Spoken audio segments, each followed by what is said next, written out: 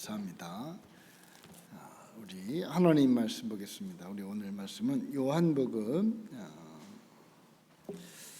3장 16절에서 21절까지의 말씀입니다. 요한복음 3장 16절에서 21절까지의 말씀입니다. 제가 먼저 봉독하겠습니다.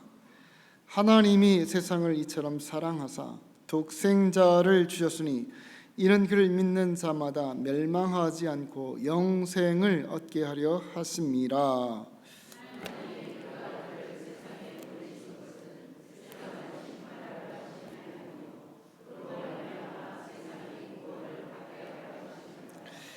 그를 믿는 자는 심판을 받지 아니하는 것이요 믿지 아니하는 자는 하나님의 독생자의 이름을 믿지 아니하므로 벌써 심판을 받은 것이니라.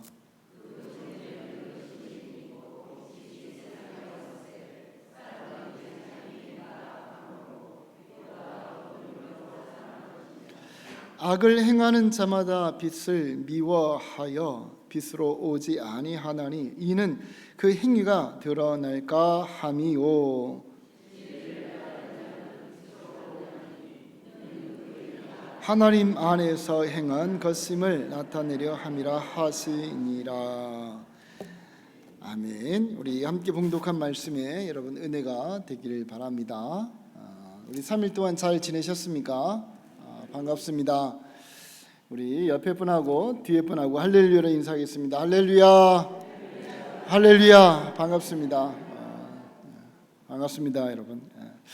우리 오늘 함께 나누고자 하는 말씀은 지난주와 오늘 이어서 제자도 예수님을 따라가는 성도는 어떤 신앙의 모습으로 또 어떤 신앙의 삶을 살아야 되는지에 대한 그 제자도에 대해서 우리가 살펴보자 했습니다. 그래서 지난주에 첫 번째로 살펴봤고 오늘입니다. 오늘 제자도 우리 두 번째로 십자가 앞에서 회개하는 그런 우리 제자가 되자는 거예요.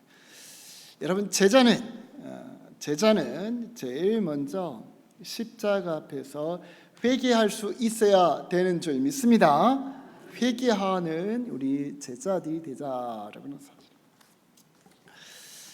특별히 여러분 우리 오늘 말씀을 보면서 제자들은 우리가 예배하는 분이 누구이십니까? 하나님이십니다. 그렇다면 내가 예배하고 내가 믿는 그분이 어떤 분이신가에 대한 분명한 그런 알미 우리들에게 있어야 돼요. 여러분 하나님은 어떤 분이십니까? 물론 하나님은 복을 주시는 분이십니다. 은혜를 주십니다. 또 지켜주시고 인도하시며 위로를 주시는 분이신 줄 믿습니다. 그런데 하나님은 은혜만 주시고 복만 주시고 지켜만 주시고 치료만 해주시고 회복만 시켜 주시는 분은 아니라는 거예요. 이렇게 알면 50점밖에 안 된다는 거예요. 반대로 하나님은 책망하시는 분, 심판하시는 분, 징계하시는 분으로만 알아서도 안 된다는 거예요. 여러분 하나님은 어떤 분이십니까? 분명히 심판하시고 징계하시며 거기에 또한 무엇이 있습니까? 사랑이 있어요. 하나님께서 죄에 대한 정의가 있으시면 그 정의에 대한 긍휼함도 또 함께 있으신 분이 바로 하나님이실진데 오늘 이 시간에는 그 말씀을 우리가 함께 나누고자 하는 거예요. 하나님은 어떤 분이신가? 여러분 하나님은 어떤 분이십니까? 오늘 그래서 16절인데 우리 잘 아시는 말씀이에요. 우리 16절에 있는 말씀을 다시 한번 읽어보겠습니다. 읽겠습니다. 하나님이 세상을 이처럼 사랑하사 독생자를 주셨으니 이는 그를 믿는 자마다 멸망하지 않고 영생을 얻게 하려 하심이라. 아멘. 하나님은 저와 여러분을 사랑하셔서 아들을 주시고 그 아들을 통해서 우리에게 무엇을 주셨습니까? 영생을 주신 줄 믿습니다. 하나님은 영생을 주시는 분이시라는 거예요. 또한 여러분 17절에도 있는 말씀을 보면 마찬가지예요. 17절도 하나님은 아들을 이 땅에 보내셔서 심판하시려고 아들을 보내셨습니까? 아니면 구원받게 하시려고 아들을 보내셨습니까? 구원받게 하시려고. 하나님은 구원받게 하시려고 아들을 보내신 줄 믿습니다. 자, 그런데 이 말을 다른 말로 얘기한다면, 좀 바꿔서 얘기한다면 어떻습니까? 만약에 하나님께서 보내신 그 아들을 믿지 않는다면 거기에 뭐가 있는 거예요? 구원이 없어요. 하나님의 사랑으로 보내신 예수 그리스도를 믿지 않는다면 거기에는 엄중한 하나님의 징계하심과 심판이 있다라고 하는 사실입니다. 아멘이십니까? 그게 오늘 우리가 요한복음 3장 16절을 너무나도 사랑하고 잘 아시는 말씀이 있지만, 그냥 이 말씀을 통해서 우리가 궁극적으로는 하나님의 사랑 그것만 알지, 하나님께서 보내신 예수 그리스도를 온전히 제대로 믿지 아니하면 거기에 뭐가 있다? 하나님의 엄중한 심판이 있다라고 하는 것도 분명하게 말씀을 해주고 있다라고 하는 사실. 자, 그래서 제자된 우리들은 하나님을 향해서 우리의 온 마음으로 예배하는 저희들은 우리가 예배하는 그 예배의 대상이신 하나님이 어떤 분이신가라고 하는 것을 분명히 알아야 됩니다. 그 하나님은 첫 번째로 엄중히 심판하시며 엄중히 징계하시는 분이시다. 이걸 잊어서는 안 됩니다. 하나님은 단지 은혜만 베푸시고 인도하시고 회복시켜 주시고 치료해 주시고 위로해 주시는 분으로 끝나는 것이 아니라 하나님은 엄중하게 징계하시고 엄중하게 심판하시는 거예요. 아멘. 여러분, 하나님께서 인류 최초로 창조하신 아담과 하와도 하나님은 어떻게 하셨습니까? 징계하셨어요. 하나님의 징계 앞에서는요, 이게 없습니다. 아주 엄격하게 그렇게 징계하신다는 거예요. 여러분, 노아 홍수를 통해서 온 인류를 홍수로 지면을 다 쓸어버리셨어요. 생명 있는 것은 노아의 가족 외에는 다, 그리고 방주에 탄 것 외에는 다 쓸어버렸다. 여러분, 사울을 누가 왕으로 세우셨나요? 하나님이 세우셨어요. 사울이 하나님, 내가 이 정도면 왕 될 만하지 않겠습니까? 이스라엘의 초대 왕으로 저를 세워주세요. 이렇게 하지 않았습니다. 하나님 보시기에 준수했습니다. 하나님 보시기에 아름다웠어요. 하나님 보시기에 믿음이 있는 사람이에요. 그래서 하나님께서 세우셨는데 하나님이 그를 버리셨어요. 하나님의 버리시면은 아주 엄중합니다. 사울이 어떻게 죽었나요? 자연사한 게 아니에요. 나이가 들어서 죽은 게 아니라 블레셋과의 전투에서 패하여 도망치다가 적의 화살에 맞아 아주 비참하게 죽은 거예요. 비참하게. 하나님의 징계 앞에서는, 하나님의 심판 앞에서는 여러분 정말 엄중하다는 사실이에요. 여러분, 이것을 꼭 기억하셔야 됩니다. 그래서 여러분, 시편 5편 5절에 보면 이렇게 말씀을 하십니다. 읽어보겠습니다. 오만한 자들이 주의 목전에 서지 못하리이다. 주는 모든 행악자를 미워하시며. 행악자들을 하나님은 철저하게 미워하십니다. 오만한 자들, 교만한 자들을 반드시 하나님은 징벌하시는 분이 바로 하나님이시라는 거예요.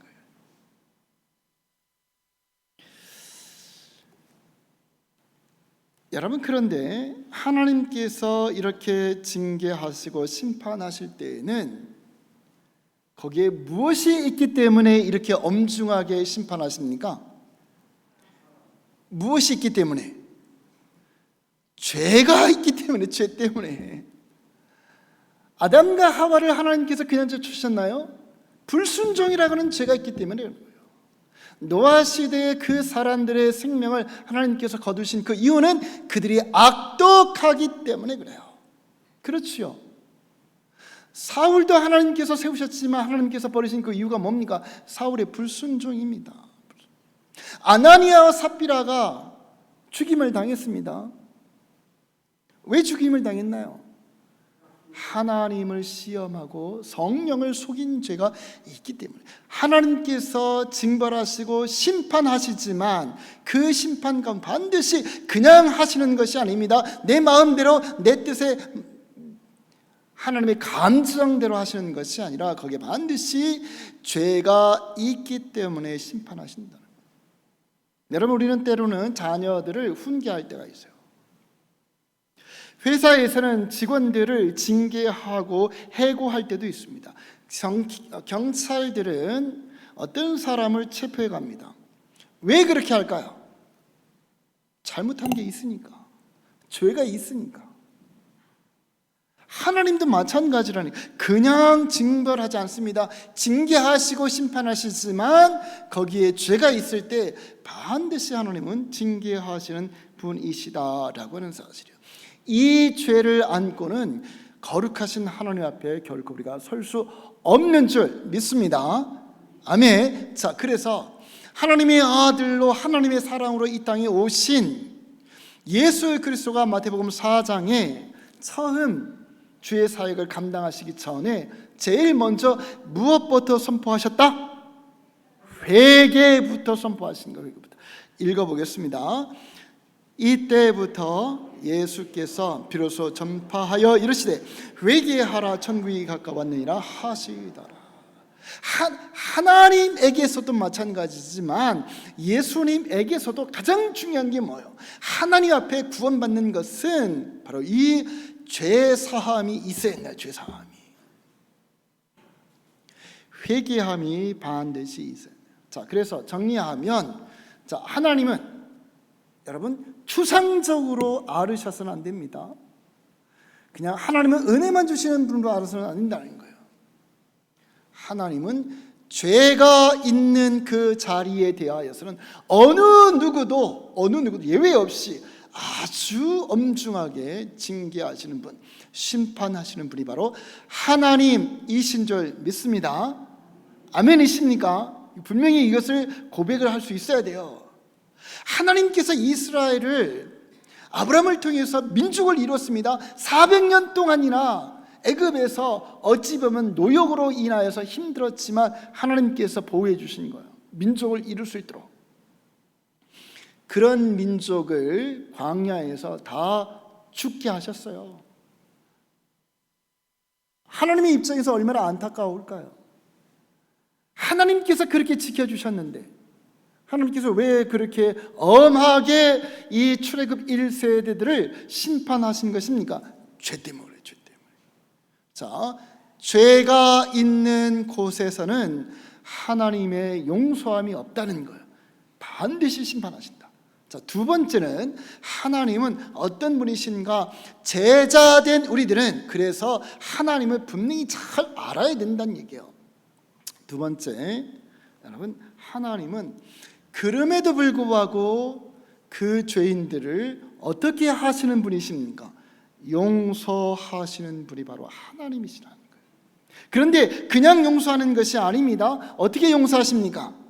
아들을 통해서. 오늘 말씀이 그건 거예요. 죄된 우리들이 심판받아 징계받아 지옥에 갈 수밖에 없는데 하나님의 그 사랑이 예수 그리스도를 통하여서 이 땅에 오시고 예수님을 믿는 자들에게는 어떻게 하신 거예요? 구원에 이르게 하셨다라고. 그래서 우리가 그 하나님을 바라보면서 하나님은 어떤 분이시다? 의로우신 분이시다라고 말하는 거예요. 그래서 그 하나님은 공의로우신 분이시다라고 말하는 겁니다. 여러분, 공의와 의로움은 그냥 잘못해서도 끌어안는 것이 아닙니다. 죄를 물으시고 그 죄에 대해서 심판하시고 다시 끌어안는 것이 그게 의일진데, 하나님을 가리켜서 그래서 하나님은 의로우시다라고 말하는 겁니다. 그래서 여러분, 우리 3장 16절을 다시 한번 읽어보겠습니다. 우리 읽겠습니다. 하나님이 세상을 이처럼 사랑하사 독생자를 주셨으니 이는 그를 믿는 자마다 멸망하지 않고 영생을 얻게 하려 하심이라. 멸망할 수밖에 없는데, 그런데 하나님은 사랑하셔서 아들이 대신 십자가에 죽게 하시고 우리에게는 생명을, 구원을 주셨다라고 하는 사실. 그래서 하나님이 어떤 분이신가라고 얘기한다면, 하나님은 의로우신 분이시요, 하나님은 사랑의 하나님이시요, 하나님은 국률의 하나님이시다라고 말할 수 있는 거예요. 왜? 아들을 통해서 아들이 대신 죽게 하시고 우리에게 새 생명을 주셨기 때문에 그렇다라고 하는 사실이에요. 아멘. 여러분, 하나님은 어떤 분이십니까? 하나님은 의로우신 분, 국률하신 분, 사랑으로 우리를 덮어주시는 분이 하나님이신 줄 믿습니다. 아멘. 자, 이제 우리는 하나님이 보내신 하나님의 사랑의 증표이신 예수 그리스도를 통하여서 우리가 믿게 되었어요. 구원을 받게 되었어요. 자, 그런데 구원을 받는 그 조건은 하나님의 사랑으로 이 땅에 오신 예수 그리스도를 어떻게 해야 믿어야 되는 겁니다. 영접해야 되는 겁니다. 아멘이십니까?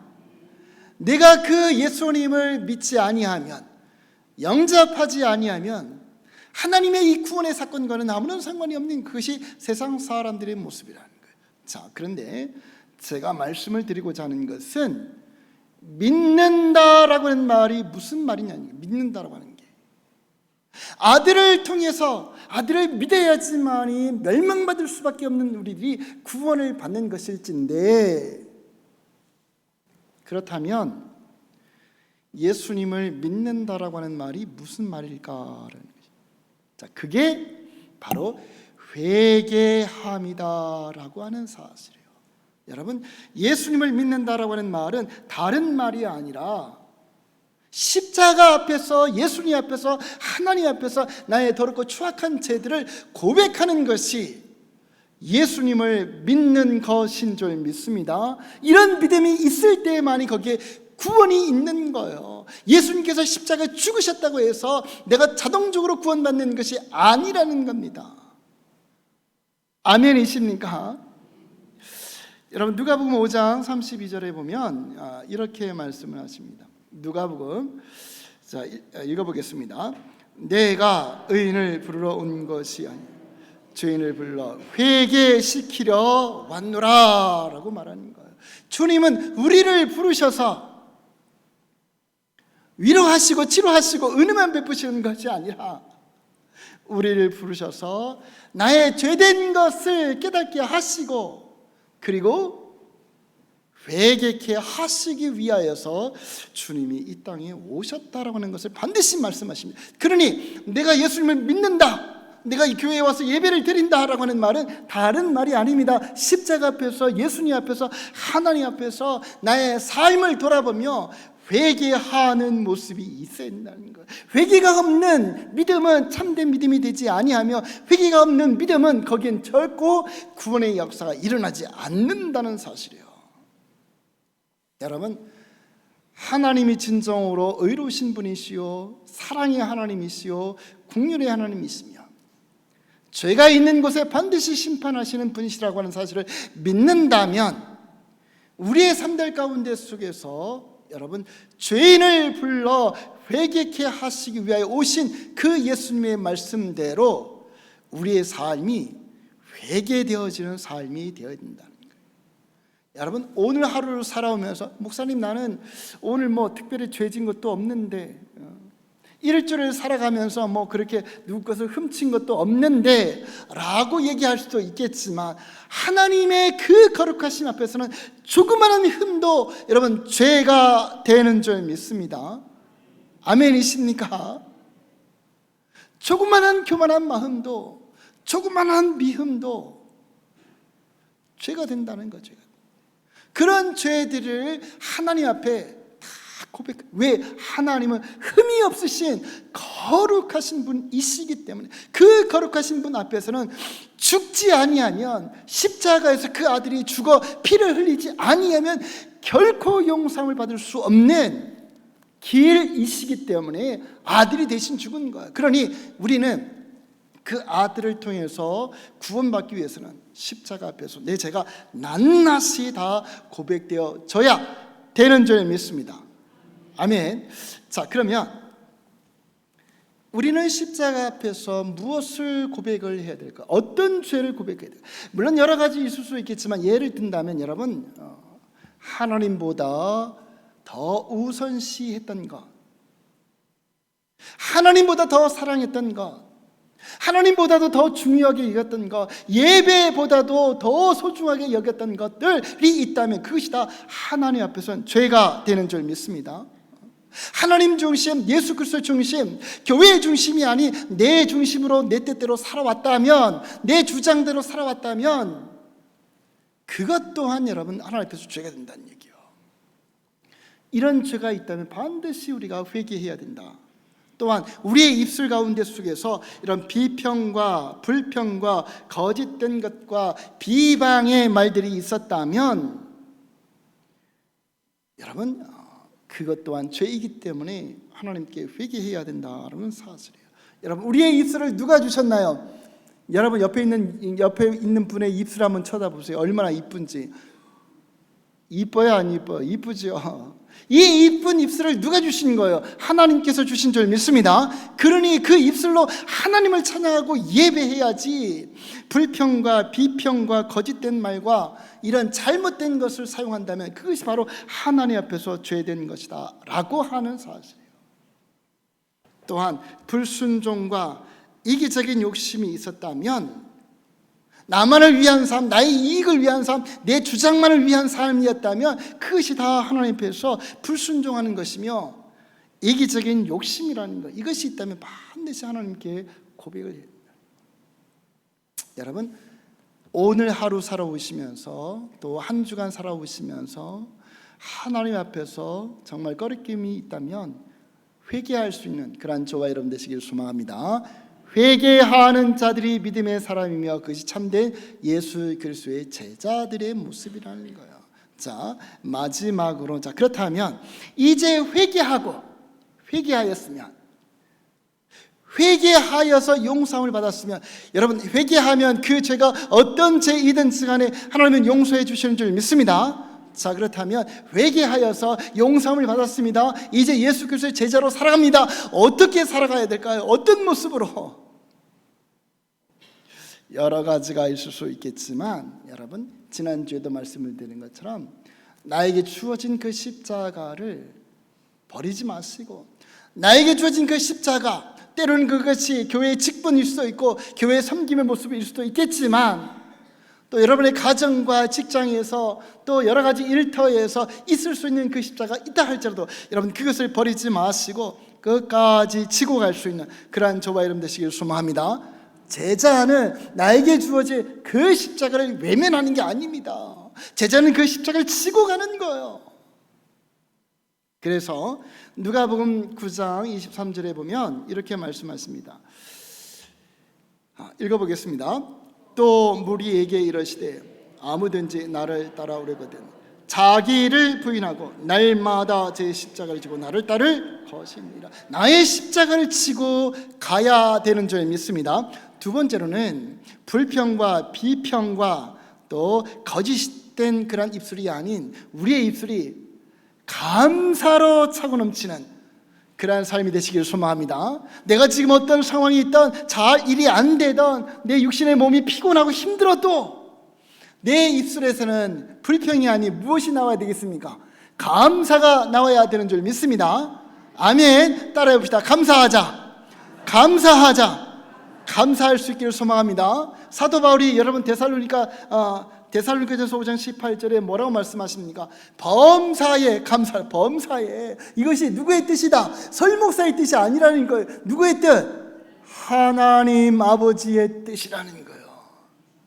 그러니 여러분, 감사할 수 없는 상황이지만 하나님께서 그것을 감사로 바꿔주실 것을 기대하고 소망하면서 감사하자는 거예요. 그럴 때 하나님께서 그 모습을 보시고 반드시 감사로 여러분 바꿔주실 줄 믿습니다. 마지막으로 여러분, 제자된 삶을 살아가는 우리들은 우리의 삶 속에서 나의 삶이 복음이 되어야 되며, 나의 삶이 전도의 삶이 되어야 되며, 나의 삶이 영혼 구원의 삶이 되어야 된다는 사실이에요. 이 말은 가정을 버리고 일터를 버리고 직장을 버리고 복음 전하러 나가자는 그런 얘기가 아니라, 여러분이 있는 그 일터, 직장, 모임 거기에서 하나님의 백성으로 거룩하게 살아가는 거예요. 하나님이 원하시는 그 뜻대로 살아가는 것입니다. 그럴 때에 그들이 하나님께 영광을 올려드리는 그런 모습, 그것이 진정한 전도의 모습이라. 여러분의 삶이 전도가 되는 그 삶, 바로 그것이 제자도의 모습이라는 거예요. 오늘 이 말씀을 우리가 살펴보면서 좀 무거운 주제일 수 있겠지만, 분명한 것은 하나님은 죄에 대해서 반드시 징계하십니다. 그렇지만 너무나도 감사한 것은 멸망의 자녀를 우리들을 구원해 주시기에 아들을 보내시고, 아들을 진실하게 믿을 때, 즉 회개할 때 하나님은 우리를 구원의 길로 인도하신단 말이에요. 이 구원의 은혜를 받은 우리들은 어떻게 살아가야 되겠습니까? 여러분, 전도자로 감사하며 나의 십자가를 지고 기쁨으로 걸어갈 때 주님께서 그렇게 할 수 있는 힘과 능력을 주시는 줄 믿습니다. 이 밤에도 여러분 제자된 기쁨과 감격으로 살아가는 이 밤이 되시길 소망합니다. 우리 기도하시겠습니다. 아버지 하나님, 예수 그리스도를 따라가는 제자의 모습은 하나님이 어떤 분이신지를 분명히 알아 우리의 삶들 가운데 속에서 죄된 것을 고백하고 또 용서함을 받은 그 기쁨과 감격과 감사로, 그리고 우리의 삶이 전도자의 삶이 될 수 있는 그런 은혜가 있을 수 있도록 주님 도와주옵소서. 특별히 아버지 하나님, 얼마나 지금 이 시간이 피곤하고 힘들고 어려운지 모릅니다. 그렇지만 말씀을 통해서 새 힘을 얻어 우리의 돌아가는 그 발걸음이 즐거움의 발걸음 되게 하시고 또 기쁨과 기대의 발걸음 될 수 있게 하시옵시고, 내일 하나님께서 역사해 주실 것을 소망하는 그런 아름다운 발걸음들 다 되도록 주님 인도하여 주옵소서. 우리 안에 기도의 제목이 있으면 주님 아시오니 주님께서 응답해 주시고, 또 육신적으로 피곤하고 영적으로 다운되어 있으면 주님께서 회복시켜 주시고 치료하여서 하나님의 거룩한 백성으로 오늘 살아가는 저희들 되게 하여 주옵소서. 감사드리오며 예수님의 이름으로 기도드리옵나이다. 아멘.